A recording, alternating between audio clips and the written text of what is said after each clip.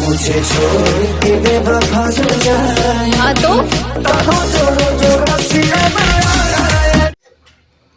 नया साल से पहले भोजपुरी के दो बड़े सितारे धमाकेदार गाना लेके आ गए हैं। ट्रेंडिंग स्टार खेसारी लाल यादव का गाना रसियन आएगी हाँ तो जोड़ो जो रस्सियां बनाए।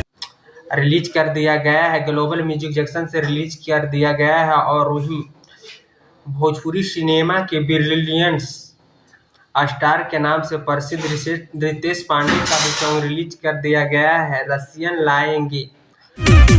फुल नाइट करेंगे धमाल, माला रसियन नाचेगी।